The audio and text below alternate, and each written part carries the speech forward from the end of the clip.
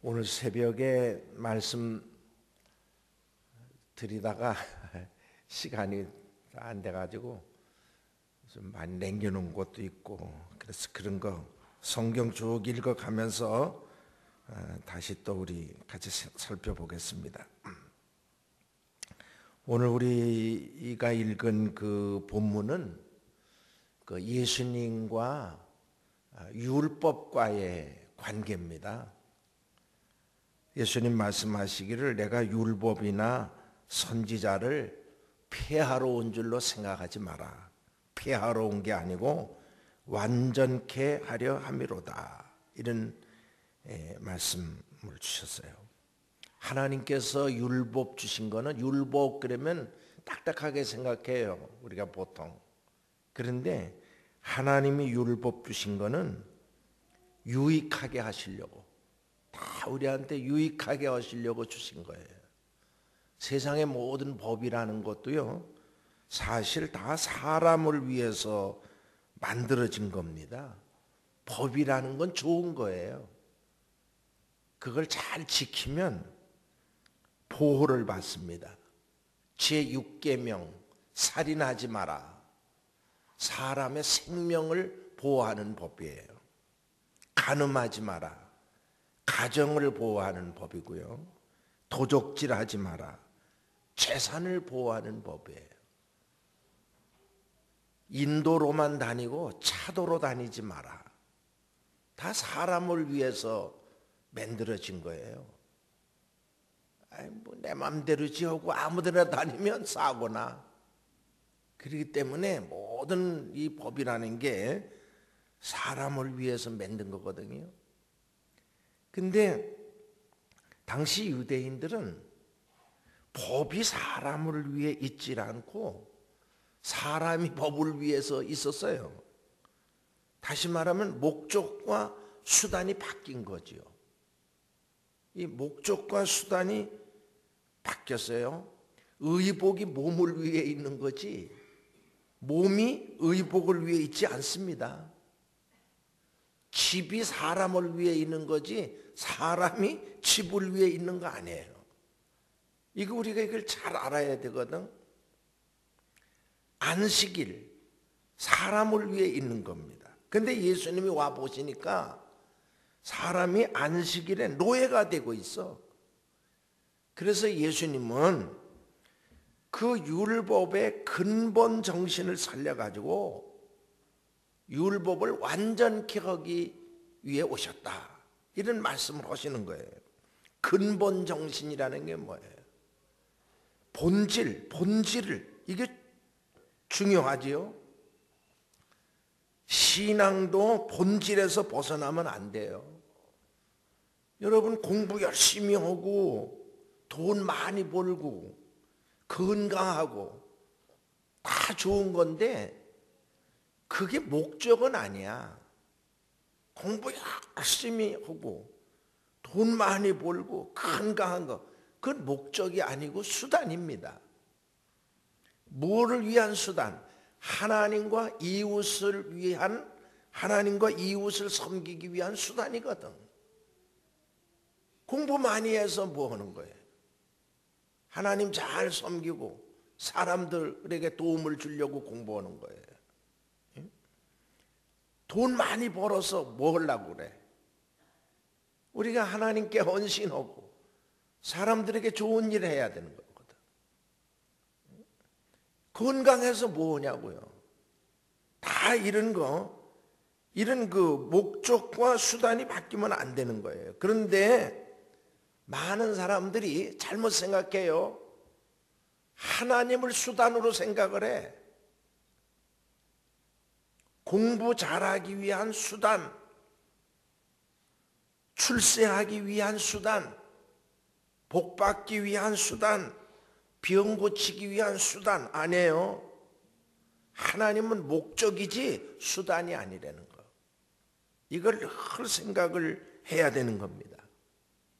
그래서 예수님이 그 근본 정신을 살려서 완전케 하기 위해서 오셨다. 이건 우리들도 늘 살아가면서 생각하면서 살아야 되는 거예요. 내가 무엇을 위해서 내가 이 일을 하는가? 목적이 분명해야 되는 거예요. 아, 이거는 수단이다. 그냥 여기만 매달리지를 말고 내가 뭘 위해서 사는 거냐? 뭘 위해서 공부하고 뭘 위해 이렇게 일을 하고 뭘 위해서 내가 내 건강을 지키기 위해 애를 쓰느냐? 잘 알아야 돼. 목적과 수단이 바뀌면 안 된다는 거 먼저 전제를 하고요. 그 다음에 예수님께서 여기 21절 이하에 보면은 살인 문제, 제6계명 살인하지 말라에 대한 예수님의 재해석이 있습니다. 살인이라는 게 뭐예요? 피 흘려 죽이면 살인이야. 피 흘려 죽이면 살인이에요. 그런데 예수님은 뭐라고 그러는 거 아니? 살해하고자 하는 마음만 있어도 그건 살인이라고 그랬어요. 우리는 여기서 예수님은 어떤 결과보다 동기를 아주 중요하게 생각하신다는 걸 알 수가 있어요. 그러므로 너무 우리가 신앙생활 하는 사람들은 결과 위주로 살면 안 돼요. 결과 위주로 살면 안 되는 거예요.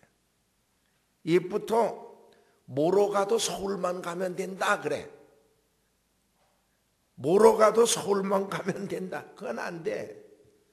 서울을 가되 바로 가야 되는 줄로 믿습니다. 바로 가야 되는 거예요. 꽁 잡는 게 매다.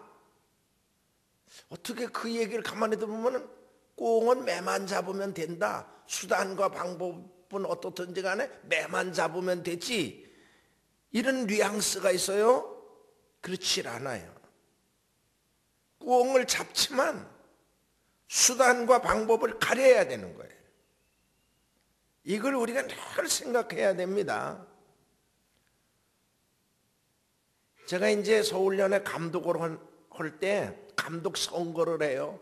선거라는 게 워낙 좀 혼탁해지기 쉬운 거예요. 그렇지만 제가 그때 두 가지 원칙을 세웠어. 첫째, 상대방에게 흠되는 말은 절대 하지 않는다.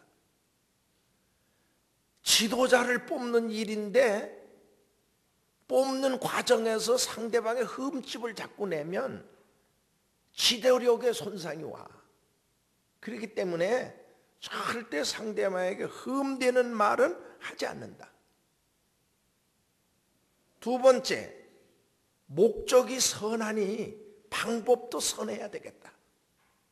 내가 감독이 된다는 게 얼마나 거룩한 일이고 귀한 일이에요.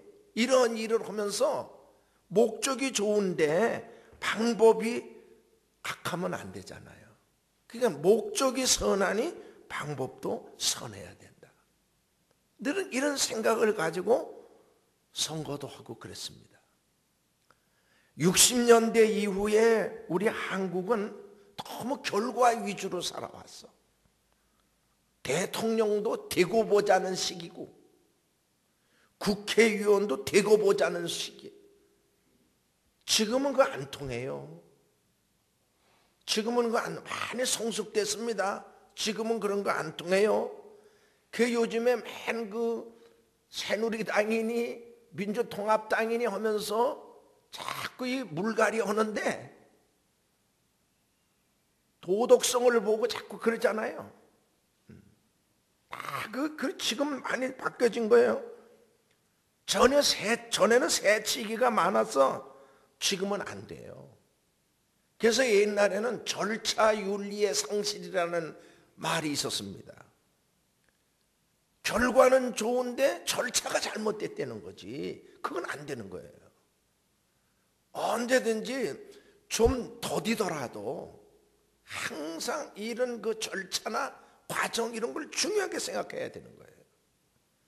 그게 무슨 일이든지 우리 예수 믿는 사람들은 동기가 선해야 되고요. 과정이 선해야 돼. 그래야 선한 결과를 가져오는 줄로 믿습니다. 그러니까 늘 그런 마음을 가져야 돼. 너무 결과 위주로 살면은 안 되는 거예요. 교회도 열심히 있다고 다 좋은 거 아니에요. 동기가 순수해야 되는 거예요.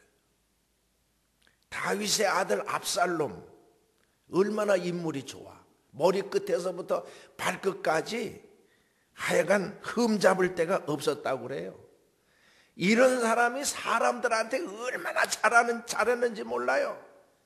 근데 알고 보니까 그게 다 백성들 마음을 도둑질해가지고 반역하려고 그랬어. 잘못된 열심 안 하는 이만 못해. 항상 잘못된 열심 안 하는 이만 못해. 늘 순수해야 돼요, 마음이. 이게 중요한 겁니다. 그 다음 살인이라고 하는 것은 피만 흘리는 게 살인이 아니에요. 여러분, 피만 흘리는 게 살인이 아니고 명예를 죽이는 일도 있어. 명예를 죽이는. 그러므로 우리는 언제나 다른 사람에 대해서 좋은 말을 해야 돼.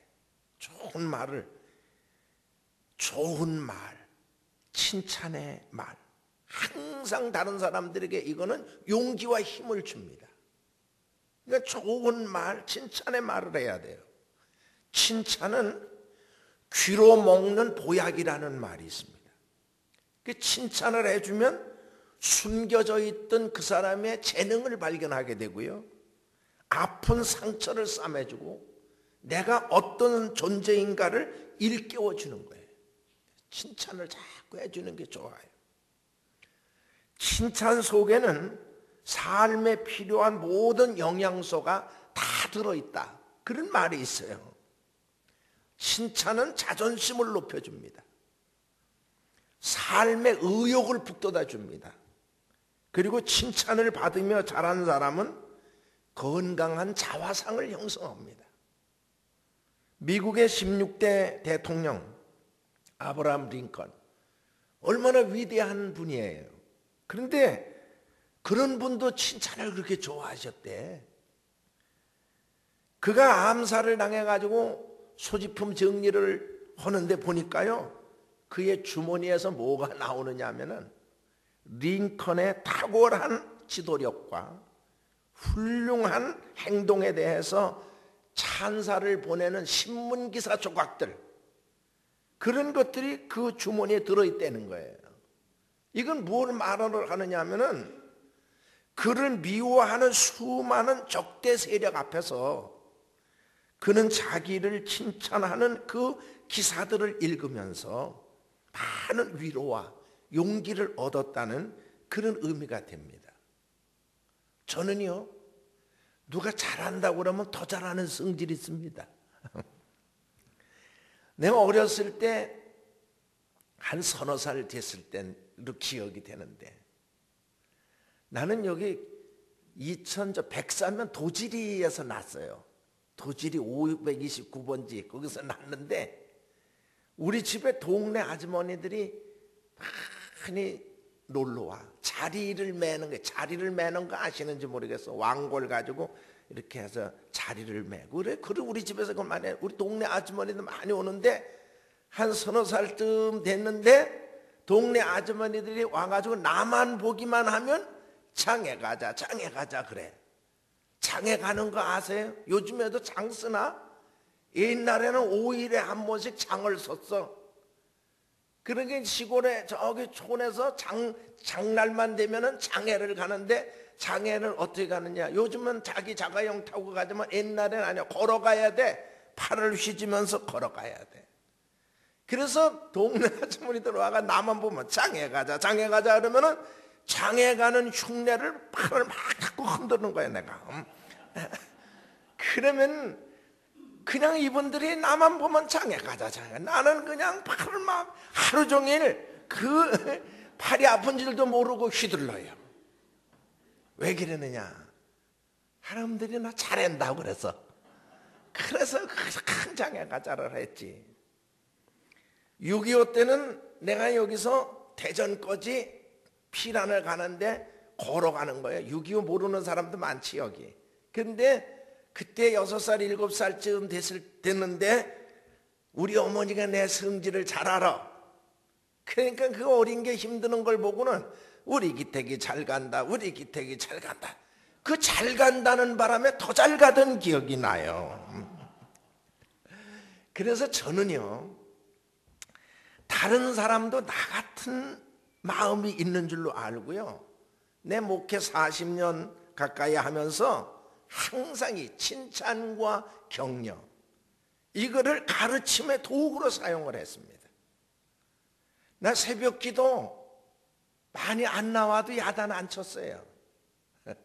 왜 나온 사람 야단 쳐? 많이 안 나와도 요즘에 환절기가 돼서, 요즘 환절기 좀 피곤할 때예요. 요즘 환절기가 돼서 참 피곤한데 이렇게 그냥 열심히 새벽 기도 오시라고 애쓰는 거 보니까 그냥 서로 힘이 되네요. 내일 한번 더 힘을 내봅시다. 이거는 듣기도 좋고 말하기도 좋고요.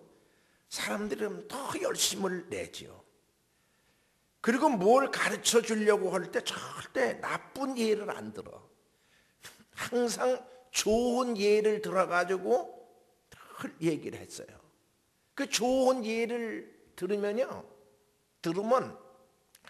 사람들이 나쁜 예를 들면은 나쁜 줄 알면서도 무의식 중에 배운대. 항상 좋은 예를 들어가지고 가르치는 거예요. 이렇게 하는 거는 잘하는 겁니다. 그 좋은 예를 드는 거죠. 나 책망 한 번 안 했습니다. 듣기 싫은 소리 교인들한테 안 했어요. 그런데 참 감사한 거는요, 내가 생각하는 이상으로 교인들이 신앙생활을 더 잘해. 이게 귀한 거지. 나 2 아들을 키웠습니다. 큰아들도 목사고 둘째 아들도 목사예요. 큰아들은 미국에서 담임 목회를 하고 있고, 둘째 아들은 종교교회 청년 담당 부목사로 목회 사역 잘하고 있습니다. 나 이 아이들 키울 때 책망 한 번 안 했습니다. 감사한 거는 내 기대 이상으로 아이들이 잘 커졌어. 제가 지금 말씀드리려고 하는 거, 좋은 말, 남을 살려주는 말을, 다른 사람을 세워주는 말, 이런 말 여러분 많이 하면서 사시기를 축원합니다. 우리가 다른 사람의 명예를 죽이는 일을 하면 안 돼. 살려줘야 돼. 그리고 이 살인에는요, 영적인 살인도 있어요. 영적인 살인은 또 뭘까? 다른 사람 시험에 들게 만드는 일은 그건 영적인 살인이야. 그래서 그 말을 잘못해가지고 그 사람을 교회에서 멀어지게 만든다든지, 목사님에게서 자꾸 멀어지게 만든다든지, 그렇게 하는 거는 영적인 살인이에요. 절대 가정에서 아이들 듣는데 교회에 대해서 행여나, 여기는 그렇지 않겠지만 좋지 않은 말, 그런 거 하면 안 되는 거예요. 교회 목사님이나 교회 장로님이나 교회 지도자들, 교회에 대해서 아이가 좋지 않은 말을 하면 안 돼. 사람은 매력이 있어야 가고 싶은 거 아니에요. 근데 교회가 그렇다는데 애들이 가고 싶은 마음 생기겠어? 안 생기지. 그런 말 하는 부모님 자녀들 치고 교회 잘 나오는 애들 없어요. 그래, 이거는 영적인 생명을 죽이는 일이 돼. 속회에서도 마찬가지지. 선교회에서도 마찬가지고. 어떻게 하든지 하나님 교회를 가까이 하도록, 담임 목사님과 가까이 하도록 말 한마디라도 그런 말을 자꾸 해줘야 그가 가까이 하면서 신앙이 자라지. 자꾸 이렇게 멀어지게 만들고 그러면 그건 영적 생명을 죽이는 일이 되는 거라 그 말이에요. 그러므로 여기 우리 현대교회 성도 여러분들, 영적 생명, 다른 사람 영적 생명 죽이지 말고 계속 잘해 오셨지만 잘 배양시키는 그런 여러분들 되시기를 축원합니다. 자, 그 다음에 이제 27절 이하에 있는 말씀을 쭉 보면요, 무슨 말씀이 나오느냐면은 제7계명에 대한 예수님의 재해석이에요. 7계명 다 알지요? 27절 말씀 우리 다 같이 한번 읽어보겠습니다. 27절과 28절 읽겠어요. 시작. 또 간음하지 말라 하였다는 것을 너희가 들었으나 나는 너희에게 이르노니 음욕을 품고 여자를 보는 자마다 마음에 이미 간음하였느니라. 아멘. 사람들은 이 간음을 행위에 두고 있어요. 그러나 예수님은 여기서도 마음, 이 동기에 두시고 있음을 알 수가 있어요. 이 마음, 내가 박 목사님하고도 늘 이렇게 얘기를 가만히 들어보면 마음을 중요하게 생각하시는데 이 사실 마음이 제일 중요하지요. 이 동기에 두고 있어요. 물론 정상적인 성관계가 아닌 건 다 간음이에요. 그러나 예수님은 음욕을 품고 여자를 보는 자마다 동기, 마음을 아주 중요하게 생각을 하셨습니다. 행동의 간음보다 마음의 간음, 이걸 더 중요시 생각하셨고 결과적 간음보다 동기적 간음을 더 중요하게 보셨습니다. 예수님은 이렇게 언제나 동기를 더 중요하게 보신다는 걸 알아야 돼. 항상 우리는 어디서 출발하느냐, 그게 중요한 거예요. 그러면서 예수님은 특별히 여기 두 가지를 조심하라고 그랬어요. 29절에 보니까 뭐라고 그러는 거 아니? 29절, 만일 네 오른 뭐라 나와요? 오른 눈이 너로 실족하게 하거든 빼버리라. 눈을 빼버리라고 그랬어요. 어떻게 눈을 빼버려? 이 눈을 빼버리면 어떻게, 오른 눈을 빼면 왼쪽 눈만 가지고 살라는 뜻인가? 이게 무슨 뜻이냐? 눈을 빼버리라는 말은 볼 것, 안 볼 것을 조심하라는 거예요. 왜 그러느냐? 죄가 눈을 통해 들어와요. 죄가 눈을 통해 들어와. 사무엘하 11장에 보면은 이스라엘 군대는 다 전쟁터에 나갔습니다. 근데 다윗은 저녁나절 한가하게 침상에서 일어나서 왕궁 지붕 위를 거닐다가 목욕하는 우리아의 아내를 보게 됐어. 그런데 그게 그렇게 아름답게 보이더라는 거지. 시험이다 생각을 하고 안 봐야 되는데 한 번 보고 두 번 보고 자꾸만 보다가 결국 그를 범하게 됐어요. 본다는 게 중요합니다, 여러분. 하와가 창세기 3장 6절에 보면 하나님께서 금하신 동산 중앙에 있는 나무, 그 나무를 본즉 그런 말이 나와요. 그걸 자꾸 보는 거야. 보지 말라는 걸 자꾸 봤어. 견물생심입니다. 먹음직도 하고 보암직도 하고 지혜롭게 할 만큼 탐스럽기도 한 나무인지라. 그래서 그 열매를 따먹고 자기 남편까지 죄 짓는 일에 끌어들였어. 본다는 게 중요합니다. 창세기 30장에 보면은 야곱의 얘기가 나오는데 야곱의 외삼촌 라반과 품삯 정하는 이야기가 나와요.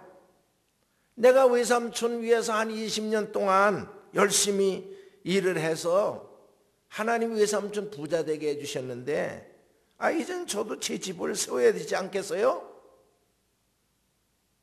그래서 이제 품삯을 정하는데 양이나 염소 중에서 아롱진 것, 전배기, 검은 거 이런 건 다 야곱 품삯으로 정했어요.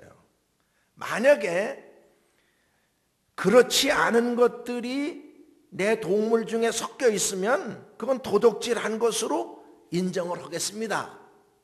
그래서 그렇게 했어요. 그 야곱이 그 꾀를 내잖아요. 버드나무, 살구나무, 신풍나무 푸른 가지를 가져다가 껍질을 벗겨서 흰 무늬를 내고 새끼 뵌 짐승들이 물먹으러 온 개천가에다가 그걸 꽂아놓고 그걸 보면서 물을 먹게 했어요. 그런데 이 새끼 뵌 짐승들이 새끼를 낳는데 보니까 얼룩얼룩하고 전배기들 알아앉은 걸 많이 낳아가지고 큰 부자가 됐다. 그런 이야기가 나와요. 본다는 게 중요하지요. 아브라함이 복을 많이 받았는데 하나님이 아브라함에게 복 주실 때 어떻게 했어? 아브라함을 끌고 나와서 하늘의 별들을 바라보게 하셨어요. 네 자손이 이와 같이 많으리라. 또 산으로 데리고 올라가셔가지고 동서남북을 다 바라보게 하시면서 네가 보는 이 땅 다 네게 주리라. 전부 바라봄의 법칙이야. 바라보면서 꿈을 꾸게 하셨습니다. 사람이요, 뭘 바라보면요, 내가 글로 끌려가게 돼 있고요, 그게 또 끌려오게 돼 있어요. 어느 좌석에 앉아서 차를 마시는데 자꾸 저쪽에서 나를 끌어잡아 당기는 것 같아. 누가 이렇게 보니까 어떤 이가 나를 자꾸 쳐다봐. 나도 모르는 사이에 그래서 그냥 이렇게 돼버렸어요. 그런 경험이 아마 있을 겁니다. 영화나 드라마 같은 데도 보면은 청춘 남녀가 자꾸 쳐다보다가 이게 자꾸 끌려가다가 나중에 붙어버려. 이게 다 보는 것 조심해야 되는 거예요. 그게 뭘 보느냐가 중요합니다. 그래서 눈을 빼버려라. 조심하라는 거예요. 그러니까 부부 외에는 너무 오래 안 쳐다보는 게 좋아. 너무 오래 쳐다보는 게 아니에요. 음심을 자극하는 사진이나 그림 같은 거, 여러분 볼 것만 보고 안 볼 건 보지 말아야 돼. 왜? 죄가 눈을 통해 들어와. 이걸 잘하라는 거예요. 그 다음에 30절에 보니까 또 뭘 조심하라고 그랬는가? 30절에 보니까 또한 만일 내 뭐라 그랬어요? 오른손이 너로 실족하게 하거든. 어떻게 하라? 실족하면 어떻게 하라 그랬어요? 찍어내버리라 그랬어요. 찍어내버리라. 손을 찍어내버리래. 여러분 잘 보세요. 손이라고 하는 거는요, 7계명과 아주 밀접한 관계가 있습니다. 그렇기 때문에 남녀 간에는 특별히 손을 조심해야 되는 거예요. 남녀 간에는 손을 조심해야 돼. 그래서 악수를 할 때도요, 여자가 손을 내밀기 전에는 남자가 먼저 손 내미는 거 아니잖아요. 여자가 먼저 손을 내밀어야 남자가 손을 내미는 거지. 남녀 간에는 손을 조심해야 돼. 뭐 이런 뉴스를 보니까 뭐 어디 그런 전철표 사는 데서 누가 슬쩍 건드리고 갔다가 성추행에 걸렸어. 다 그 예방하는 거예요. 예수님이 어떻게 그렇게 잘 아시는지 7계명을 말씀하시면서 그렇게 눈을 조심하라, 손 조심하라, 이런 것을 가르쳐 주셨어요. 그러니까 늘 이런 것도 우리가 이 말씀들 잘 생각하고 보는 것, 손 접촉 이런 거 다 조심해야 되는 줄로 그렇게 믿습니다. 그 다음에 33절 이하 37절에 있는 말씀은 뭐냐면은 맹세에 대한 교훈이에요. 도무지 맹세하지 마라. 맹세하지 마라. 하늘로도 하지 말고 땅으로도 하지 말고 또 예루살렘으로도 네 머리로도 하지 말라 그랬어. 여러분 왜 사람들이 맹세를 해요? 맹세하지 말라 하는데 왜 맹세하지 말라는데 자꾸 맹세를 할까요? 맹세하는 이유가 있어요. 상대방이 내 말을 안 믿어줘. 그래서 맹세를 하는 거예요. 어떤 절대 권위를 빌려가지고 맹세를 합니다. 어떤 사람은 성경책에 손을 얹고 맹세를 해. 그런데 전에 온로비 사건이 있었어요. 김대중 정권 때든가. 그 온로비 사건 때 보니까 예수 믿는 사람들인데 성경책에 손을 얹고 맹세를 하는데 그것도 가짜야. 어떻게 된 게. 그러니 어떻게 믿어요? 어떤 사람은 하나님의 이름으로 맹세를 해. 내 하나님 두고 맹세한다. 하나님 이름을 망령되어 일컫는 죄가 돼요. 근데요, 사람들이 처음부터 맹세를 하는 게 아니에요. 처음에는 어떻게 하느냐면 처음에는 수식어를 써. 이거 진짜야. 그런다고요. 근데 안 믿어 상대방이. 그러니까 진짜라고 그래도 안 믿으니까 이거 순진짜야. 순자를 붙였어. 그래도 또 안 믿네. 이거 순진짜 참기름이야. 하여간 뭐 순복음도 있으니까 사람들이 안 믿는 거예요. 그러니까 자꾸 수식어를 붙이는 겁니다. 근데 수식어를 많이 붙여도 안 믿으니까 그 다음엔 뭘 하느냐? 맹세를 하는 거야. 맹세. 만일에 내가 이게 사실이 아니면 내 손가락에 뭘 지져? 장을 짓는다고 그래. 맹세지. 만약 내가 이게 사실이 아니면 개 뭐다 이래. 나는 개 뭐다 이래. 심지어는 이래요. 내가 이게 사실이 아니면 내가 네 자식이다 이래. 전에 우리 교회 모 집사님 남편이 있는데 이분은 평소에는 저를 그렇게 자유롭게 못 찾아오세요. 한 잔 걸치고 난 다음에 찾아오셔.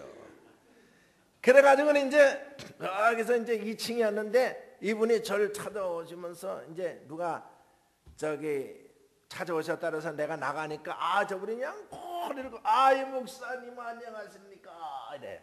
그래서 아이고 어서 오세요. 반갑습니다. 뭐 건강하시고요. 인사를 딱 하니까 그러면서 뭐라 목사님 지가요 다음 주일부터 꼭 교회에 나오겠습니다 이러네. 나 교회 나오라 그러지 않았어. 근데 그분이 그냥 거기다가 하나를 더 붙여. 만일 목사님 제가 다음 주일에 교회 안 나오면은 저는 목사님 자식입니다. 아직도 안 나와? 이 나무는 이게 맹세하지 말라는 게 뭐냐면은 그렇게 안 해도 100% 믿을 수 있는 그런 사람들이라는 거예요. 100% 믿을 수 있는 그런 사람들이라는 거지. 여러분, 사람이 큰 업적과 공로는 없어도요, 자기 자신에 대해서 진실할 수는 있습니다. 진실은 마치 종조와 같아요. 한 번 깨지면 회복하기 어려워요. 그래서 진실을 지켜야 되는 거예요. 아무개가 말은 아이고 50% 접어야 돼. 아무개 70% 접어야 돼. 이렇게 되는 거라. 그래서 예수님은 뭐라 하냐? 맹세하거나 그러지 말고 옳다 아니라만 하라고 그랬어요. 이에서 지나는 것은 악으로 쫓아나느니라. 진실된 말은 단순하고 정직해요. 정직하지 못하니까 말이 많은 거야. 말이 많아. 그 다음 38절 이하 38절 이하에 쭉 보면은 38절 한번 읽어보겠습니다. 38절 시작. 또 눈은 눈으로 이는 이로 갚으라 하였다는 것을 너희가 들었으나. 어디서 들었어? 출애굽기 21장 23절 이하에 보면은 생명은 생명으로, 눈은 눈으로, 이는 이로, 손은 손으로, 발은 발로, 된 것은 된 것으로, 상하게 한 것은 상함으로, 때린 것은 때림으로 갚을지니라. 이런 말이 나와요. 근데 사실 이게 불가능해요. 사람이 감정 때문에 불가능해요. 상대방이 내 일을 하나 부러뜨렸습니다. 그렇다고 해서 내가 상대방 이 그거 하나만 딱 부러뜨릴 수 있어요? 내 일을 하나 부러뜨렸다고 해서 상대방 일을 나도 하나만 딱 부러뜨린다면 실수를 해서라도 2개, 3개 부러뜨리려고 그래. 이게 인간 마음이야. 이게 어려운 거예요. 이게 불가능한 거예요. 그러니까 그렇게 갚으라 하였다는 것을 너희에게 들었으나 그렇게 하지 말라는 거예요. 여러분, 이게 보복인데 보복에 대한 계명이에요. 절대 보복하려면 안 돼요. 보복은 보복으로 돌아옵니다. 악순환이 되는 거예요. 계속. 폭력은 폭력을 낳는 거예요. 여러분, 다윗이 압살롬의 반역으로 도망을 갈 때 그 시므이라는 자, 그 베냐민 지파 사람인데 시므이라는 자가 막 놀려대는 거예요.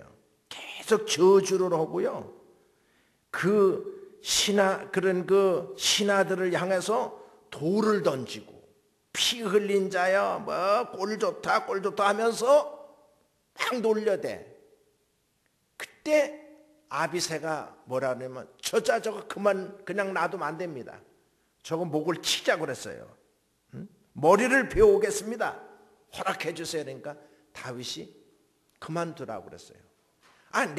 내 몸에서 난 자식도 나를 반역하는데 하나님이 허락하신 일이니까 그냥 내버려 두라고 그랬어요.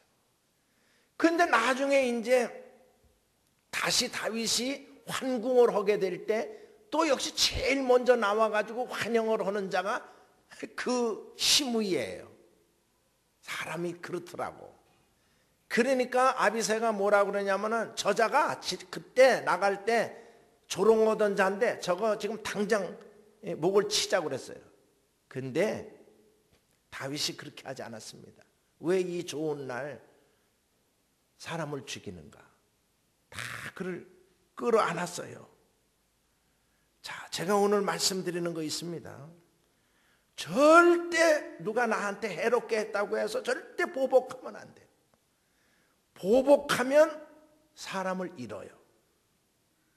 품으면 사람을 얻습니다. 항상 사람 마음이라는 거는 기계가 아니에요. 항상 좋아질 수 있어요. 그러니까 절대 누구한테든지 보복하려고 하지 말고 항상 끌어안아야 돼. 나를 지지해 주는 사람이든지 나를 반대했던 사람이든지 그런 거 구분하면 안 돼. 다 끌어안아야 돼. 그러면 사람을 얻는다는 거. 늘 우리가 이걸 생각해야 되고요. 예수님도 그래서 절대 보복하면 안 된다 그랬어. 전에 우리 교회 교육전도사 한 사람이 있었는데 타교단 신학을 하고서 잠시 왔던 사람이에요. 근데 여름 수련회에 애들 데리고 동해안에 이제 수련회를 갔네. 수련회를 갔는데 애들이 전도사님을 좋아하니까 뭐 막 물 먹이고 막 하다가 전도사님도 물 먹여야 해가지고 애들이 와가지고 그 전도사님을 끌고 나가서 그 바다에서 물을 잔뜩 먹였어. 잔뜩 먹고 나온 이 전도사 얼마나 재밌어요. 그런데 밖에 나와서 씩씩거리고 앉아있더니만 가만히 있다가 그냥 누굴 쫓아나가더니만 그 애를 그냥 물에다가 집어넣어서 물을 먹이고 돌아오는 거를 내가 보고 전 목회자로서 소양이 부족하구나. 이런 생각을 했어요. 절대 애들이 다 자기 좋아서 오는 건데 그래 그걸 아니 싫어서 했더라도 절대 그렇게 하면 안 되는 거거든. 그건 목회자로서의 소양이 부족한 거야. 그래서 하나님은 뭐라고 그러는 거 아니? 너희가 친히 원수를 갚지 말고 내게 맡기라고 말씀을 하셨어요. 그리고는 이 39절에 보면은 악한 자를 대적하지 말라. 39절 또 보겠어요. 악한 자를 대적하지 마라. 누구든지 내 오른편 뺨을 치거든 뭐라 그랬어요? 왼편도 돌려대라. 여러분, 내 오른편 뺨을 상대방이 때리려면 어떻게 때려야 돼? 이렇게 때리면 오른편 뺨이 아니라 왼편을 맞아요. 그러면 오른편 뺨을 때린다는 게 뭐예요? 이렇게 때리는 게 아니고 손등으로 때린 거야. 그래야 오른편 뺨을 맞잖아요. 손등으로 맞는 거하고 손바닥으로 맞는 거하고 어떤 게 더 기분 나쁠까? 둘 다 기분 나쁘지만 손등으로 때리면 더 기분 나빠. 그러니까 오른편 뺨을 치면 왼편도 돌려대라 하는 말은 더 때려라 하면서 달겨들려는 말이 아니고 이건 뭐냐면 기분 나쁘지만 사소한 능욕을 잘 참으라는 거예요. 사소한 능욕. 모든 싸움이라는 거예요. 싸움이라는 게 사소한 데서 시작돼요. 사소한 데서. 문제되는 거 한 가지만 가지고 얘기를 해야 되는데 친정들 먹이고 조상들 먹이고 원래가 나쁜 사람이라는 둥 근본이 뭐 어떻다는 둥 이래가지고 싸움 커지는 거예요. 그러니까 사소한 능욕은 잘 참으라는 거예요. 저는 어렸을 때부터 이제까지요. 나 70 다 되기까지 지금 이렇게 살아오는 동안에 나 누구하고 한번 싸워본 일이 없어요. 나는 원래 싸울 줄도 모르고 싸워본 일이 없어. 누가 뭐라는 소리 기분 나쁜 소리를 하면 나 가만히 생각해 보면은 그럴 수 있지 이런 생각이 들어. 그분으로서는 뭐 그렇게 생각할 수 있지 이런 생각이 들더라고. 또 누가 뭐 어쩌다 저쩌다 그러면 그래? 그럼 그분이 그렇게 말할 수도 있지 이런 생각이 들어. 그리고요 가만히 보면요 그 말이 옳아요. 여러분 생각해 보세요. 경쟁자가 하는 말, 나 시기하는 사람이 하는 말 가만히 들어보면 그 말 옳습니다. 그러니까 그걸 잘 받아들이면 내게 약이 돼요. 나이가 들어가니까요 아무도 충고해 주는 사람 없어요. 잘한다고 그래 사람들이. 충고해 주는 사람 없어요. 근데 가만히 혹 나가 뭐 어떠서 기분 나빠서 어떤 이가 하는 말 그게 사실이야. 평소에 해주는 그 말이. 그러니까 그걸 약으로 삼으면 그게 큰 복이 되는 거예요. 저는요 이제 나이가 많고 그러니까 누가 나한테 잘못한다는 말을 안 해요. 그래서 저는요 늘 결혼 초부터 지금까지 원칙으로 삼는 게 있어요. 저는요 제 아내가 말해주는 말은 꼭 듣습니다. 왜 그러느냐? 나한테 가장 정직하게 말해줄 사람은 제 아내밖에 없습니다. 왜? 같은 운명이거든.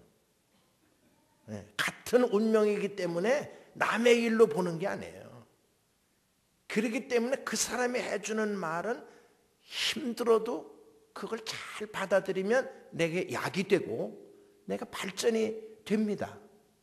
그러니까 난 저 사람이 저렇게 얘기를 하면 그렇게 또 다른 사람도 생각할 수 있을 거다. 이런 생각을 하게 되죠. 그걸 받아들이는 거지. 그러면 그게 약이 되는 거예요. 도움이 되는 겁니다. 가장 정직하게 말해줄 사람은 내 아내밖에 없다. 이 생각을 늘 하면서 살지요. 그게 절대 여러분 누가 싸우러 들지 뭐 그럴 수 있어 뭐 이렇게 하지 말고 잘 받아들이는 자세가 필요하다. 왼편도 돌려댈 만한 여유가 있어야 되는 거예요. 그 다음에 40절에 보니까 속옷을 가지고자 하는 자에게는 뭘 주라 그랬어요? 겉옷까지 내주라 그래. 그 속옷 따르는 사람한테 겉옷까지 내주면 어떡해? 완전히 그냥 벌거벗고 댕기려는 건가? 이건 뭐냐면요, 집까지 내주라고 그러질 않았어. 속옷 달라는 사람에게 겉옷까지 내줘라. 이 말은 뭐냐면은 사소한 이익 같은 거는 양보하라는 거예요. 요즘에는 뭐 다 집집마다 계량기가요 세대마다 다 달려있지요. 옛날에는요 그 집에 계량기 하나밖에 없었어. 그래가지고요 이 주인하고 세든 사람하고 맨날 한 달에 한 번씩 혹은 두 달에 한 번씩 그것 때문에 신경이 써요. 그래 이제 그때 집 얻기도 어렵고 그러니까 요즘은 뭐 임대주택도 많아요. 근데 그때는 그 세 얻기도 어렵고 그러니까 이제 교인들끼리도 친한 사람, 우리 집에 방 있어. 거기 와서 그럼 살아. 그래서 아주 친해가지고 그 집에서 새들어 사는데 그렇게 친했던 사람이 몇 달만 지나면 왼수가 돼. 왜 그러냐? 전기세, 수도세 때문에. 그걸 주인이 계산해서 얼마 내라고 그러잖아요. 근데 그것 때문에 이게 싸우는 거야. 그래가지고요 그렇게 친했던 사람이 왼수가 돼가지고요 한 교회에서 말도 안 하는 수가 있어. 그 누가 더 양보를 해야 될까? 누가 더 양보해야 될까요? 그럴 때는 주인이 좀 양보를 했으면 좋을 것 같아. 난 오죽하면 남의 새 들겠어.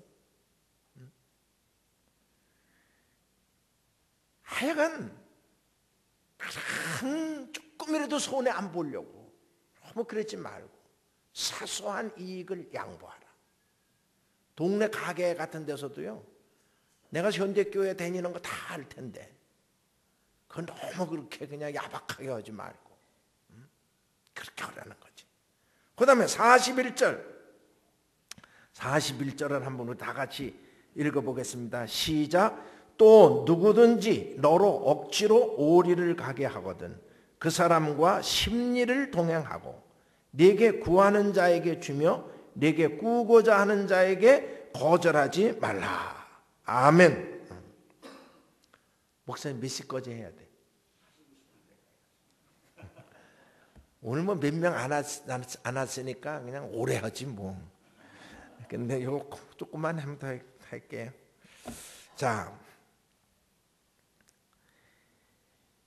오리를 가자고 그러면 몇 리까지 가주라고요? 10리를 가주라 그랬어.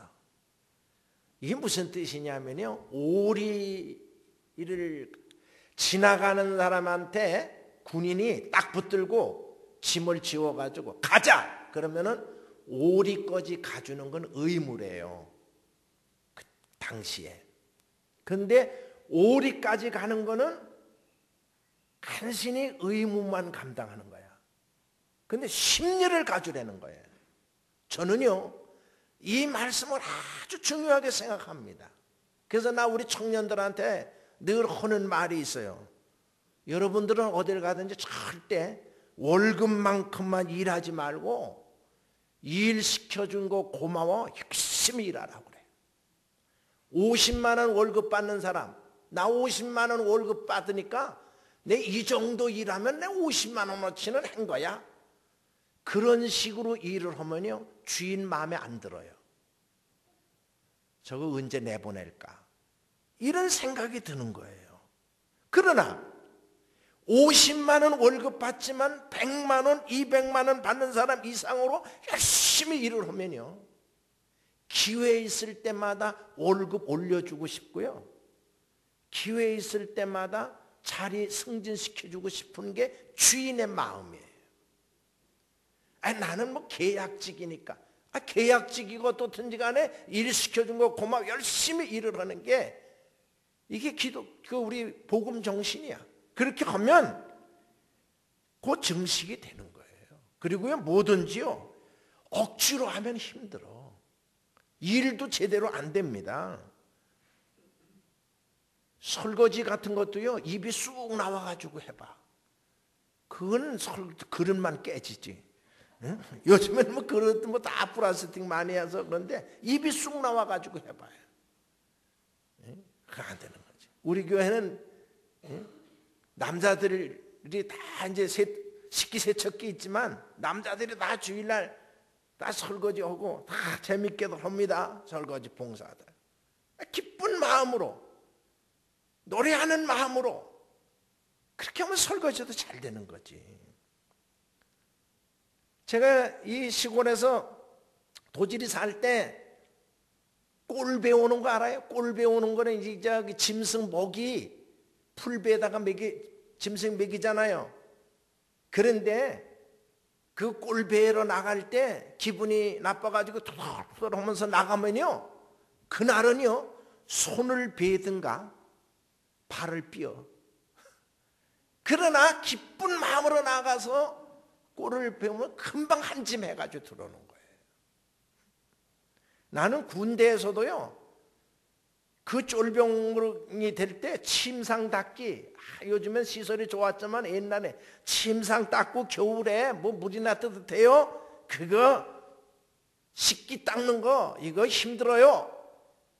그렇지만 고참이 시킬 때까지 욕먹어가면서 할 거 뭐 있어. 딱 봐서 침상 닦아야 되겠다 막 닦고 식기 닦는 나는 오락을 한다, 이런 마음을 가지고 열심히 했어요. 군대 생활이 그렇게 즐겁더라고. 내가 육군중앙경리단이라고 용산에서 이태원에서 그 군대 생활하고 성민교회 나가고 주일날은 막 그랬는데 그렇게 재밌더라고 군대가. 여러분, 이 다음에 주인 될 사람하고 종 될 사람은 어렸을 때부터 보면 알아요.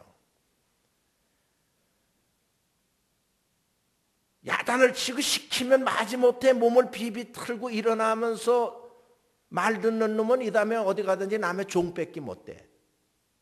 그러나 자기가 스스로 일을 찾아서 하는 사람은 주인이 되는 거예요.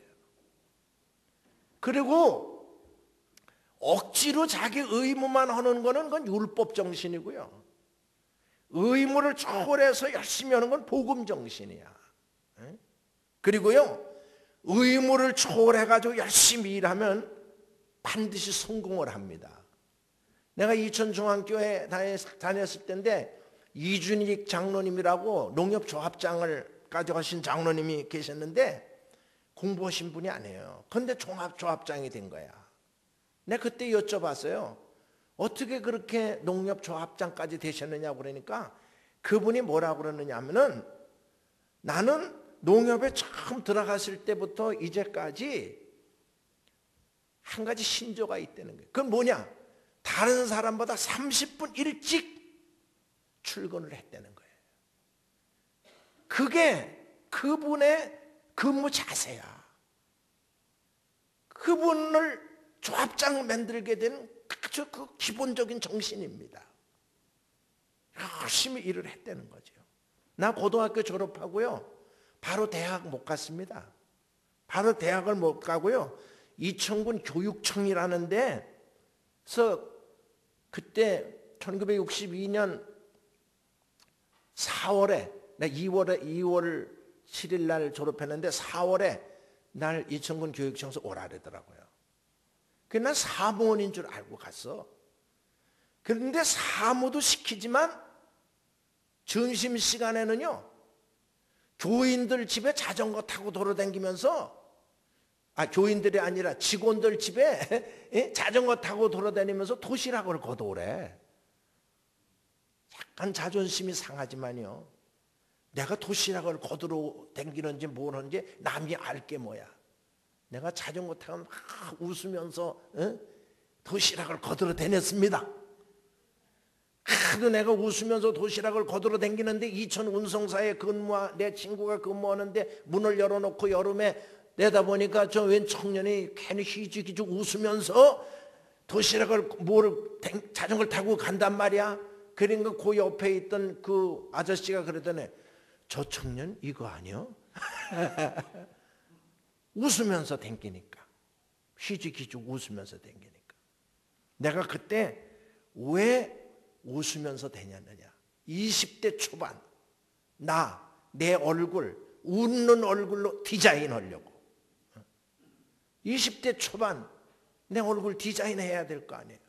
근데 웃는 얼굴로 디자인하려고 그렇게 했습니다. 나 일 마치고는 언제나 우두커니 앉아있지 않았어요. 이장학사님 제가 뭐 도와드릴 거 없습니까? 미스터 하김 좋아. 주판도 놔주고 이것도 해주고 감사합니다. 기쁜 마음으로 도와드렸어요. 집에서 세수를 하면 코피가 쏟아집니다. 얼마나 열심히 했는지. 하나님이 저를 오랫동안 그런 일만 시키지 않으시더라고요. 곧 정식 공무원이 됐습니다. 그래서 내가 정식 공무원이 돼가지고 근무하다가 군대 갔고 군대 제대하고 난 다음에 신학교를 간 거예요. 신학교 간 얘기는 나중에 하죠. 여러분, 대강철 회사의 사장인 카네기 씨가 후계자를 지명을 하는데 세 개의 이목이 거기에 다 집중이 됐습니다. 어떤 사람이 후계자가 될까? 그런데 의외의 사람, 슈브라고 하는 사람이 거기에 후계자가 됐어요. 이 슈브라는 사람은 어떤 사람이냐? 초등학교 정도 졸업한 사람이에요. 그래서 처음에는 그 회사의 정원 청소부로 들어간 거예요. 그러니까 뭐 정원만 열심히 청소하면 되잖아요. 그런데 정원을 열심히 청소를 하고 사무실 안까지 청소를 해줬어. 직공이 됩니다. 직공이 됐다가 열심히 일을 하니까 사무원으로 발탁이 되는 거예요. 거기서도 열심히 의무를 초월해서 일을 하니까 비서가 됐습니다. 카네기 씨 비서가 된 다음에는 카네기 씨 그림자처럼 따라다닌 거예요. 집에서부터 회사까지 사설철도를 놓고 출근을 했다는데 출근 시간이면 언제나 메모지와 펜을 들고 대기를 합니다. 어느 날 공장 확장과 생산 과정에 대한 연구를 하느라고 이 카네기 씨가 사장실에서 나오질 않고 계속 연구를 하다가 늦게 나왔는데 아직도 카네기 씨가 이 슈브가 퇴근을 안 하고 있는 거예요. 왜 퇴근을 안 하고 있느냐 그러니까 사장님이 언제 부르실지 몰라서 제가 여기 대기하고 있습니다. 오리를 가자면 십리를 가는 정신으로 열심히 일을 했습니다. 그 정신이 대강철 회사의 사장이 된 거예요. 카네기 씨가 슈브 씨에게 사장 자리를 물려주면서 하는 말이 자네의 그 정신적 바탕 위에 이 회사는 성장하리라고 믿네. 이 회사를 성장시키는 데는 학력이 문제가 아닐세. 요는 어떤 문제에 부딪혔을 때 그 일을 해결하는 정신적인 자세가 중요한 것이라네. 자네에게 지식과 어드바이스가 필요하면 박사, 석사 학위를 가진 자를 채용하면 되니 그 점일랑 염려 말게나. 이렇게 말했다는 것입니다. 여러분, 의무를 초월해서 일하면 반드시 성공하게 되는 줄로 믿습니다. 이거를 우리 젊은 사람들이나 또 우리들은 그걸 간직을 하고 그렇게 살아야 되는 거예요. 오늘 이 귀한 말씀들을 주시고 있습니다. 그 다음에 이게 한 가지 더 해야 되는데 간단하게 말씀을 드려야 되겠네요. 그 다음에 이제 마지막 하나인데 원수와 핍박자를 위한 교훈이에요. 자, 그게 몇 절에 나오나요? 원수와 핍박자를 위한 43절. 원수는 어떻게 하라고 그랬어? 원수는 어떻게 하라 그랬어요? 원수는 사랑하고, 사랑하라는 말이 뭐예요? 더 잘해주라는 거예요. 더 잘해주라. 밥이라도 한 그릇 더 사주고 옛부터요 미운 놈 떡 하나 더 주라고 그랬어. 더 주다 보면은 사랑이 가요. 응? 아까도 말씀드렸어요. 사람은 절대 기계가 아니라는 거 생각하세요.